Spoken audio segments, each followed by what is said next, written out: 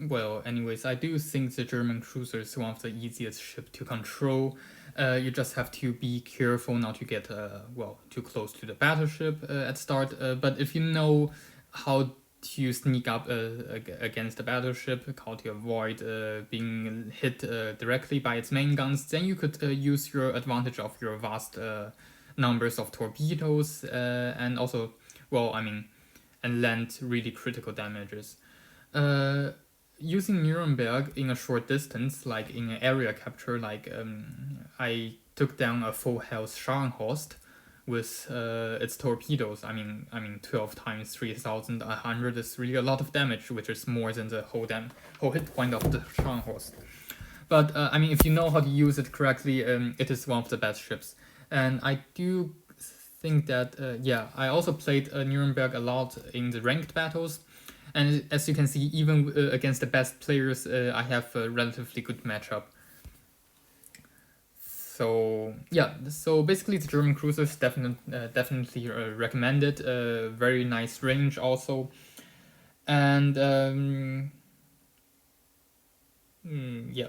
So let's go to the USSR, the Soviet Union. Well, I don't really play this line, and a lot of people don't do it either.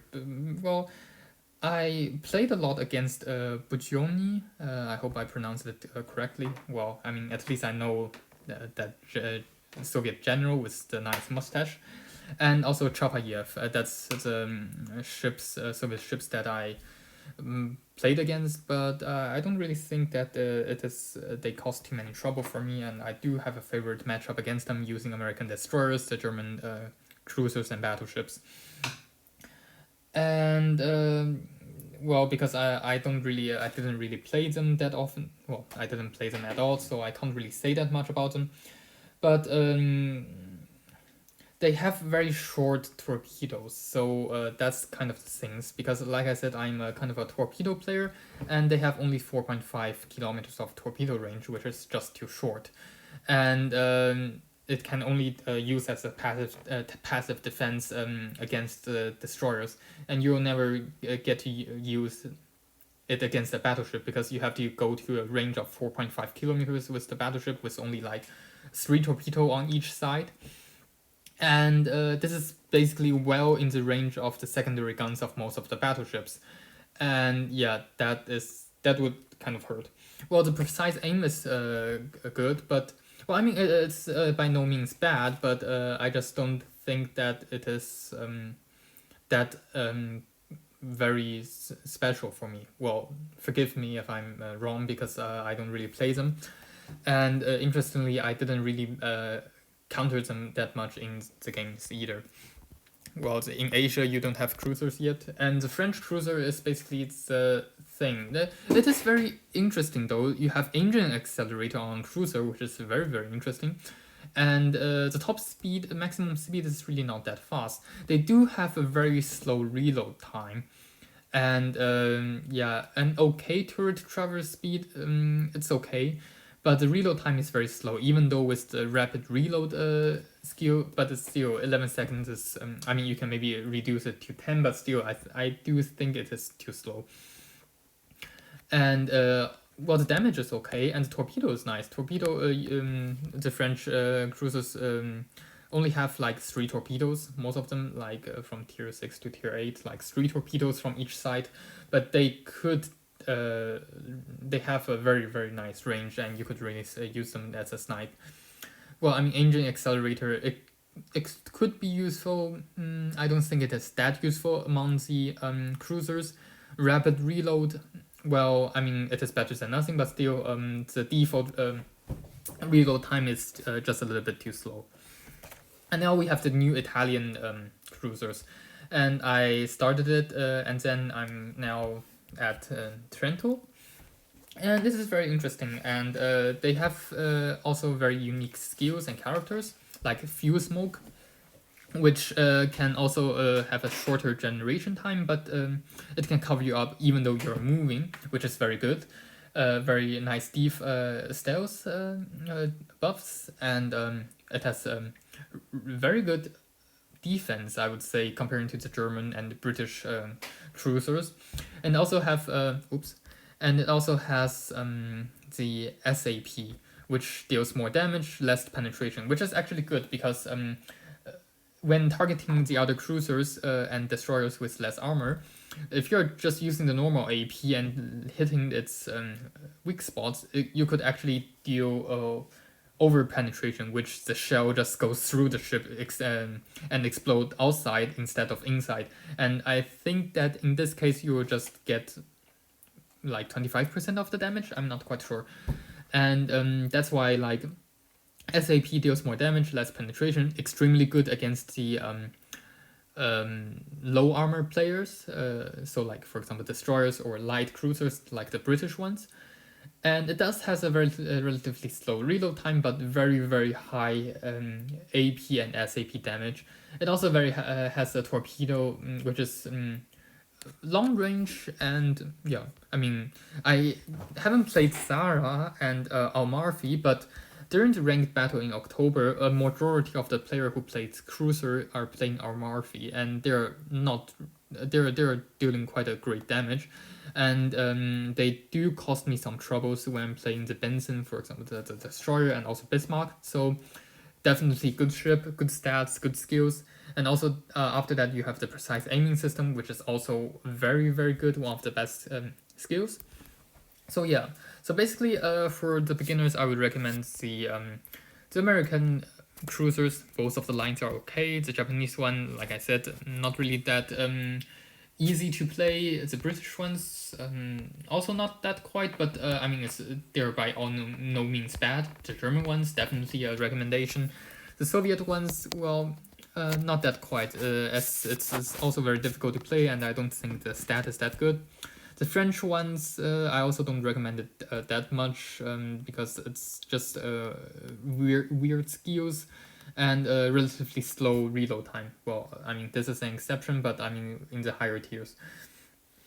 And I would also recommend the Italian ones. So basically the Americans, the Germans, and the Italians. But of course, like I said, you have the freedom of choosing. And yeah.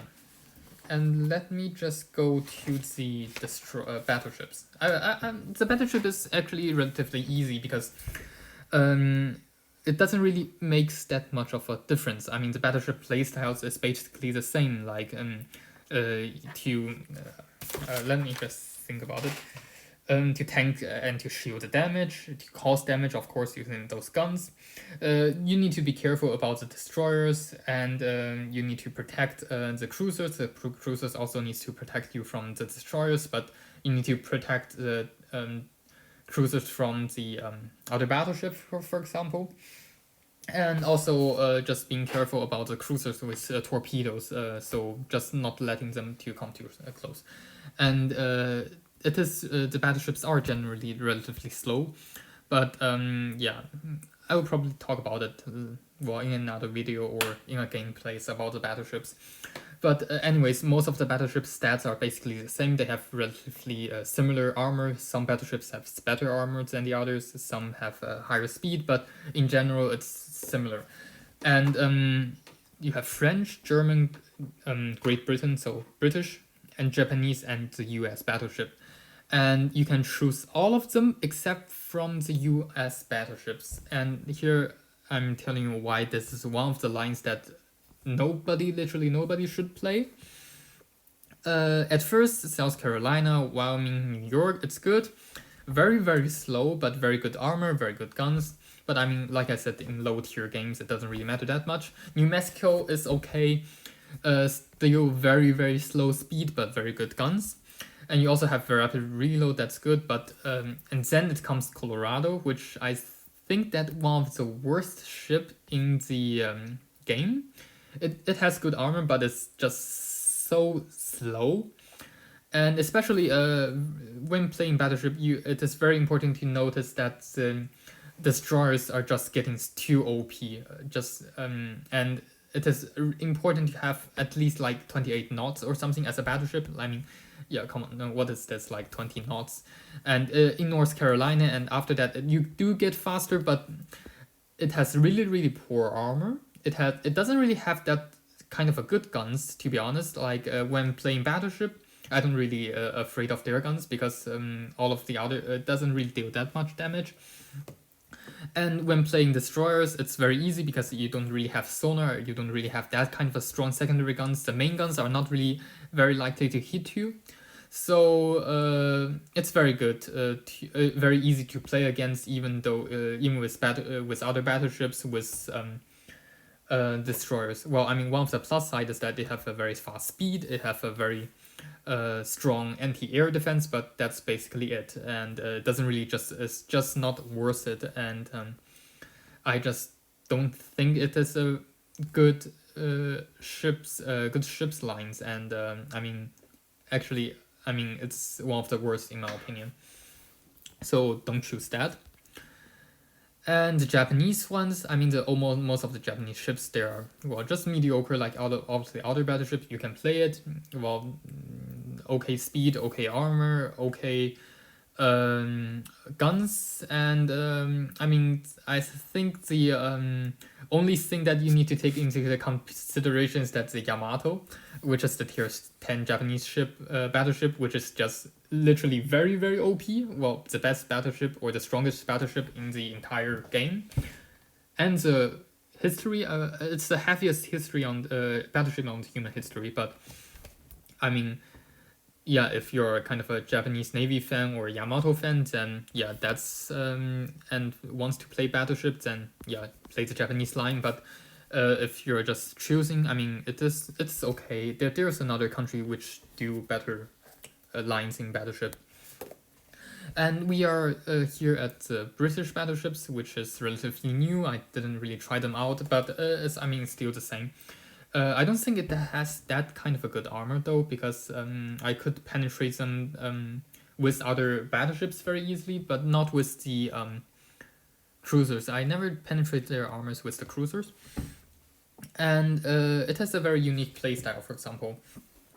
You don't use AP shells with the British battleships. You use the HE shells because, well, I mean, the HE shells has a very high damage, and it also has a very high chance of setting the enemy on fire. So basically, you just hit them with the HE damage, which is not that a lot considering comparing to the other battleships, but it does has a very high chance of setting the enemy on fire, which is very annoying.